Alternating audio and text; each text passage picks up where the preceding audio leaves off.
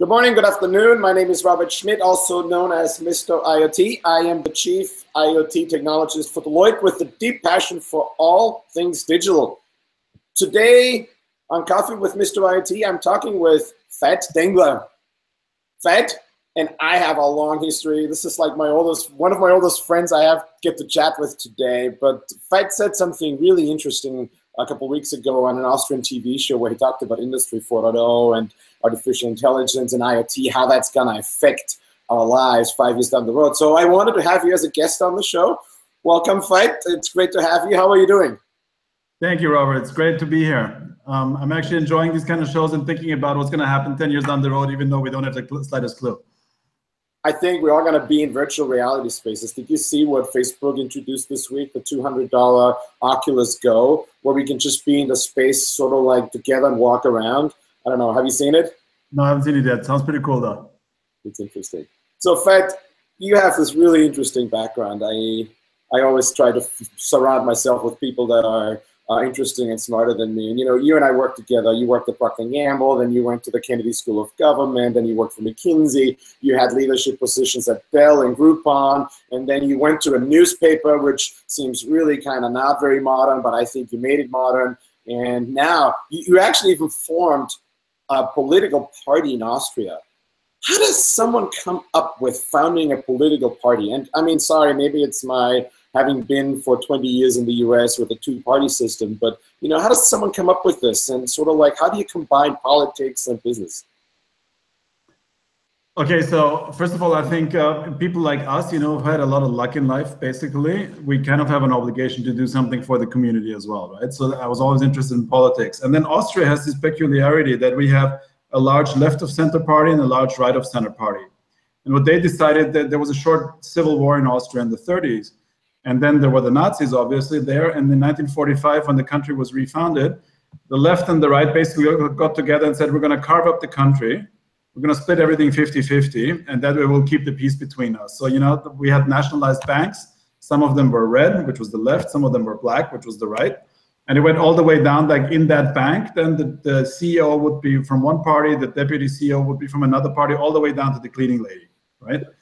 And for example, my sister is a high school teacher, or a primary school teacher, and in Austria, you have something that you can get tenure as a teacher.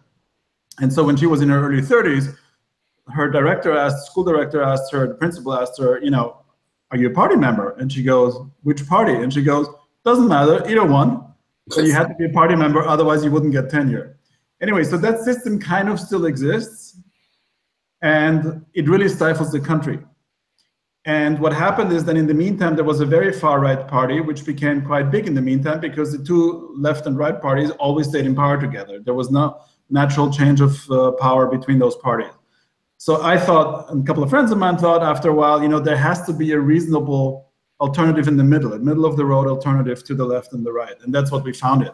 And then it was like a startup, right? And the advantage is many of us had background in business and stuff, so we did it quite professionally, I think.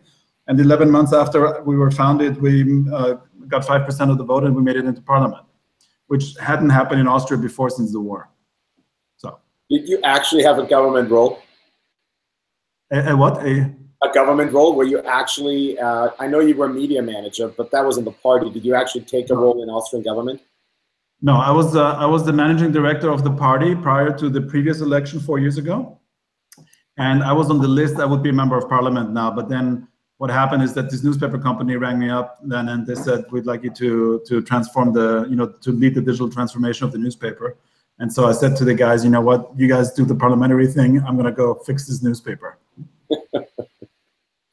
So, Veit, you now, as I said, I've seen you on TV talk a little bit about this.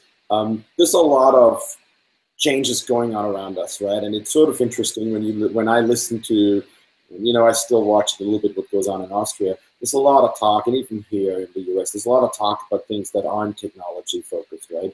But there's all these changes around us going on, right? And you mentioned them. You called it Industry 4.0. We often talk about Internet of Things here, artificial intelligence, VR.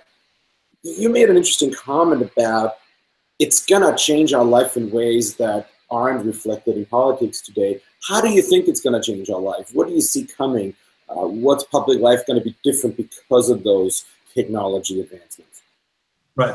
So if you look at what politics or public policy actually is, it's the space, it's the virtual space where we citizens all agree how we want to live together. And sometimes it's more functional and sometimes it's more dysfunctional, but that essentially is a role of the public and of elections and of parliaments in the democracy, is that we all get together somehow and either we deputize some people to decide for us how we want to live together, or we do it in direct democracy elections, which is a great process. A better one hasn't been invented yet. It has a lot of downsides, but the problem is it's a pretty slow process because you basically involve all stakeholders, right? That's by design, and that's a good thing, but it's slow. So what we're seeing now is with all the knowledge we're generating on an ever increasing speed, we're generating more progress in more fields than we've historically ever done. And now we have the problem that our public policy and the political process can't keep up with that. So I'll give you one example which I always use. I was a TV commentator for political debates between the party leaders now in the run-up to the current election, which is day after tomorrow. In none of the 6 debates that I commented did one person mention Industry 4.0, artificial intelligence, big data, all the things that are happening all around us all the time. They were talking about all sorts of trivial stuff by comparison. Now, the interesting thing about this is the change is going to come, and it's going to come pretty quickly. And the only choice we have is, are we going to prepare about it, and are we going to start talking about some of those things? For example, the ethics of artificial intelligence. What decisions are we going to let machines take for us, and which decisions are we going to insist humans will have to take themselves? It's super interesting. I read this article about there was an artificial intelligence research project going on where they taught chatbots how to sell. Mm-hmm. I don't know, did you read this? Yeah, I think I read, I don't know if I read this one, but I read about that, yeah. And so what happened is they wouldn't sell good enough. So they cranked up the aggressiveness of the chatbots, and the chatbots started doing something they didn't anticipate. The chatbots started deceiving people. I don't know if it's lying, deceiving, it's sort of like a fine line, right? But they were on purpose deceiving people, and they started selling more. And the thing that was fascinating about this is that they said that we don't learn to do this as children until a quite later age in our development. This isn't something we're born with, right? It's sort of like something we learn over time. And so it becomes this interesting thing, as you said, do we teach AI ethics? Do we teach AI values, right? And it's sort of like, really, I found that fascinating. And the other really interesting aspect of it, you can just jump in, you can call it Industry 4.0, or you can call it whatever you want, but what's going to happen is that millions of jobs that we have now are going to disappear because machines are going to be better at them, including in professions which to date haven't really been touched by automation, lawyers, doctors, radiologists, and all kind of highly paid professions. Investment fund managers who make millions today, they won't be needed anymore, basically. You could argue that's a good thing, right? Now, on the other side, there's lots of jobs that either exist today or don't even exist yet, starting with social media managers, and a lot of jobs that involve taking care of people, working with people, teachers and stuff like that. So what's going to happen is, there's going to be this huge shift, jobs disappearing on one side and new jobs emerging on the other side.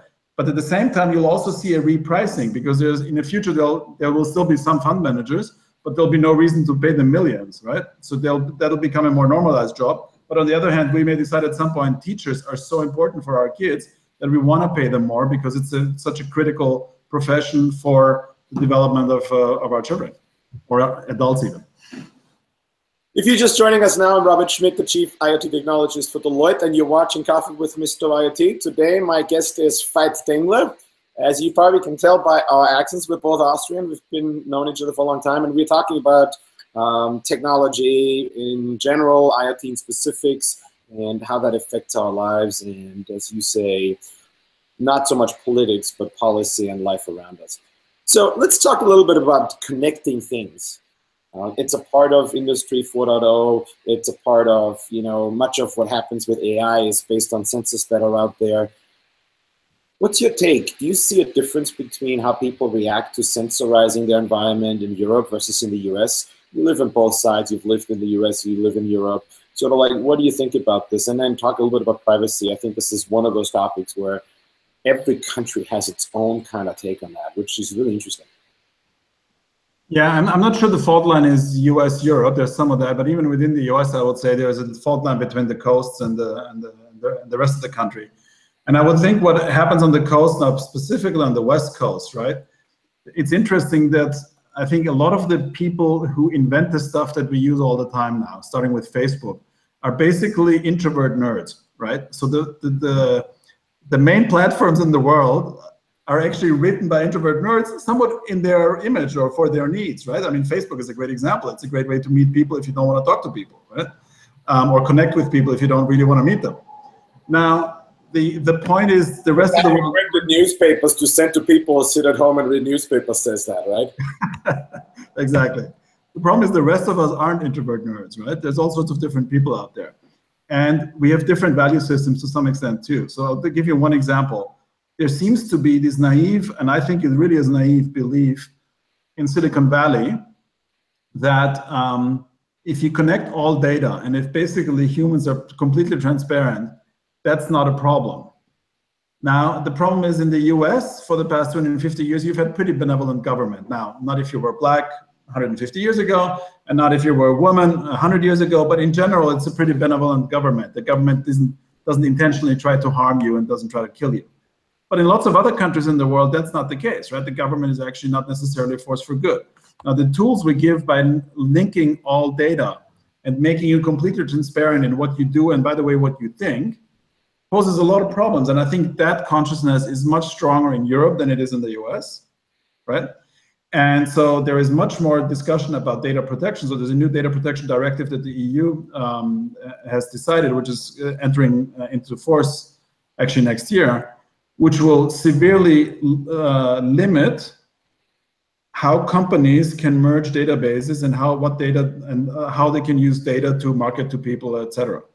Now, on balance, that's a good thing. The problem is, in Europe, we have a tradition of wanting to regulate companies a lot, and in the US, there's another ethos which let the companies do it themselves, and self-regulation is a good thing. And that's the next problem, which is on top of that. Sort of, where does government regulation come in? Where do you let the market self-regulate?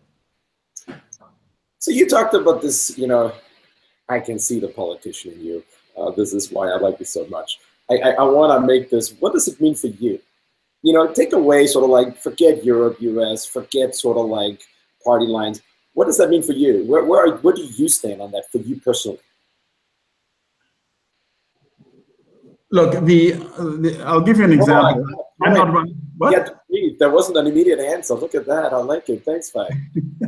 That's a good question. So here's the problem. I'm not running for office myself. Now, maybe I will sometime. I don't know. But let's take President Mitterrand of France. President Mitterrand, during his entire tenure, he was president for 14 years, president of France, right? He had a double life. He had a parallel family, a woman with whom he had another child, and they lived in another place, and they were separate from Paris. And a lot of journalists actually knew about it, and they didn't write about it. Now, the problem is, if today it's very, very easy to track that and to establish that. Now, things that you could have kept hidden 20 years ago, you can't kept hidden now anymore. Now, in the US, a lot of people would say that's a good thing because we need all of our politicians to be virtuous. Yeah, and in general, that's true. But I need them to be virtuous in government. I don't need them to necessarily be virtuous in their private life. If they want to wear leather outfits and do whatever, that's fine, as long as they are really good stewards of the public interest, right? So the problem is that, for example, you're not going to get people who are in principle good and interesting people to go into politics, and you see that in the US already, because they don't want their entire private life to become public. Now, it's one thing you can choose whether you run for office or not. You can't really choose if you want to have a job or not. And if your employer has the same means of accessing data about you and knowing everything about you, right? And if you're stupid enough to post drunken pictures of yourself on Facebook or worse, right? You get into a real problem about personal liberty. Yeah. So I'm a bit skeptical about the difference in the US. The US sometimes seems a little bit naive about the kind of world that we're building that is super connected and where everything about you is capturable in data and usable in data. So I'm curious, because what you are implying is that there's judgment that people make based on the liberty of data, right? Yeah. And that's true for politicians, and that's true for job applications, right? Do you think the judgments are different too on the West Coast and the bubble I live in here in the Silicon Valley and in California versus other places? Or is that actually just an illusion I have living here that the judgment is different too? To some extent, I think you're right. I think your bubble is more libertarian than a bubble in, I don't know, Kansas City or in provincial Germany. Some things that would be okay in your bubble would be frowned upon or worse in other places. But, and you see this now with Harvey Weinstein and now Roy Price of Amazon yesterday and stuff, we are enforcing a quite high standard of behavior for everybody. Now, in general, I think that's a good thing. Right? I mean, it's not fair to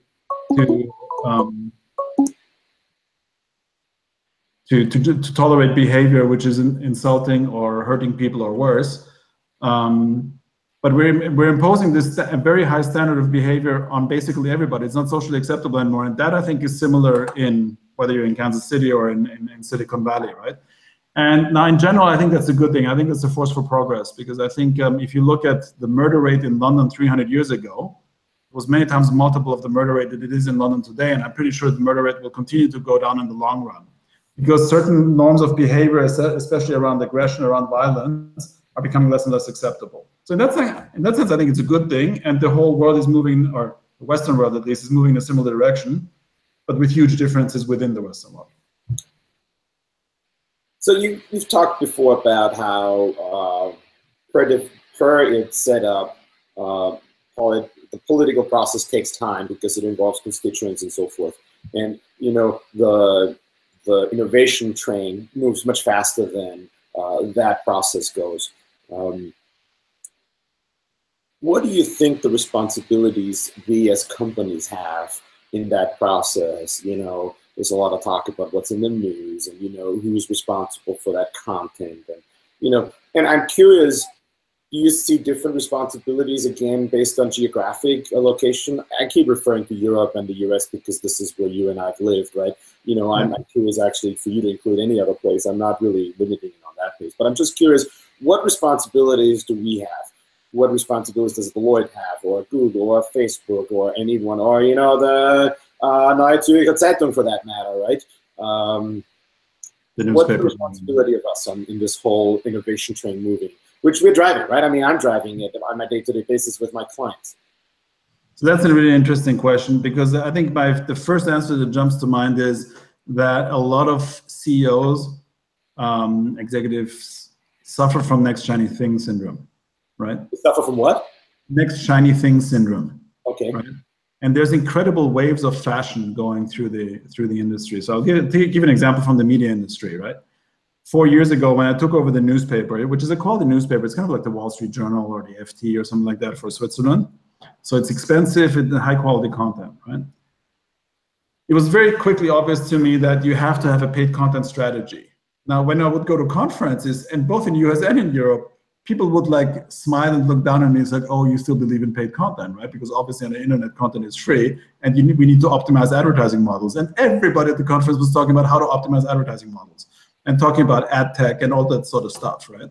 But the problem is, if you did it back of the envelope, all you needed was a back of the envelope and looked where the CPM trends are going and looked what kind of reach you could reasonably expect for that kind of publication. There is no way in hell to make a newsroom with, in our case, 300 FTEs paid for by advertising. It's never going to work, right? So it had to be paid content, but it was not a fashion. Now, fast forward 2.5 years later, and The Guardian sunk hundreds of millions of dollars in their expansion in the US and Australia on an ad-supported model.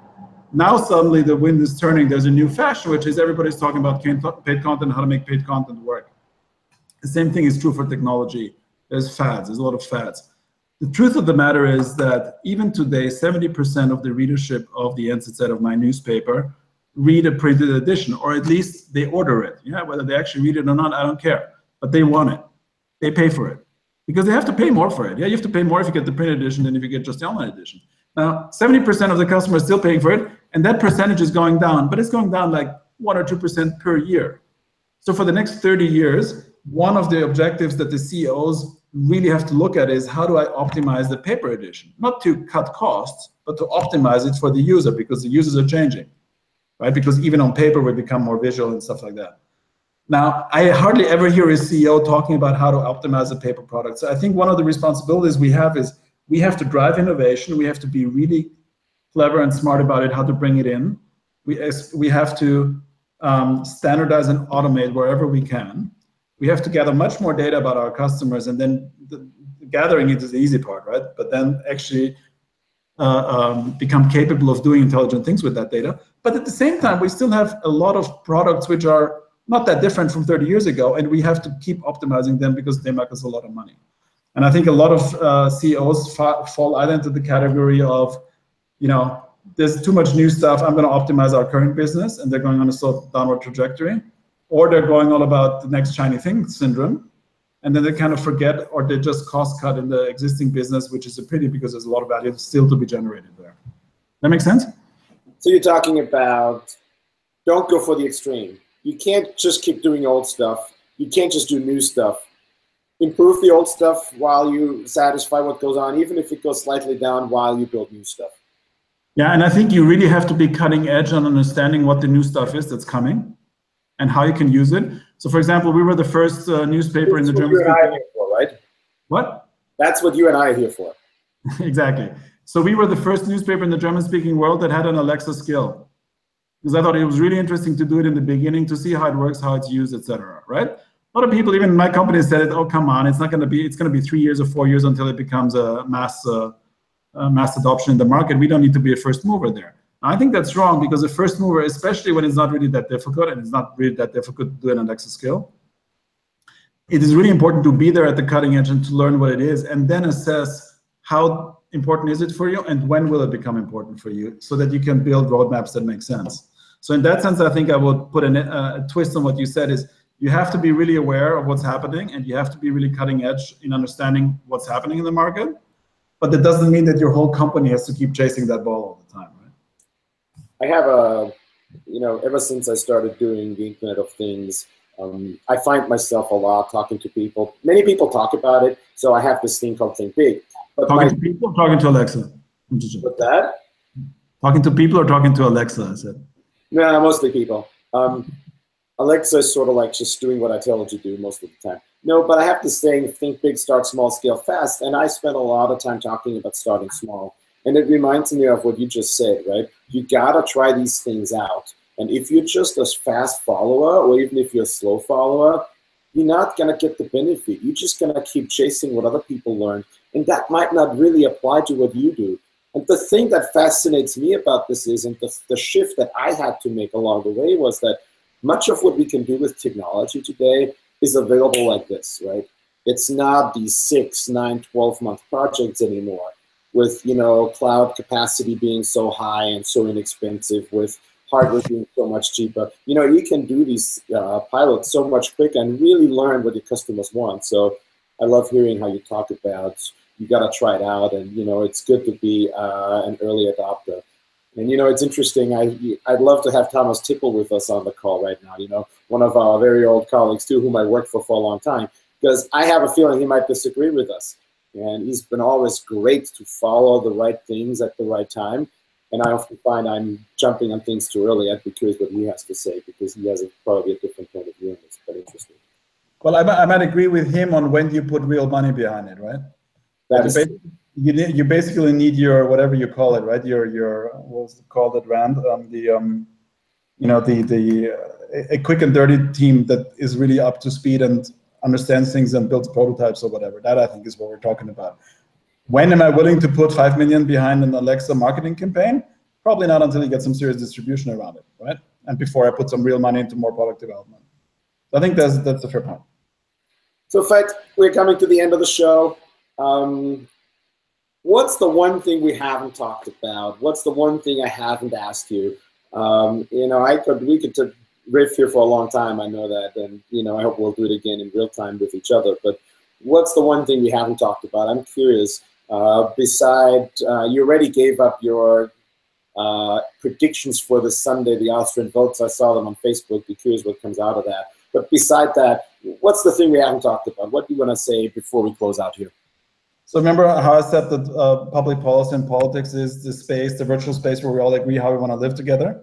Now, the problem is that space is severely polluted right now because of the way that the big social platforms work, right? Because what happens is that it lends itself to extremists all over the world gathering. And you could argue that's not a big problem either because they've always been there and that's fine. And why shouldn't they gather virtually?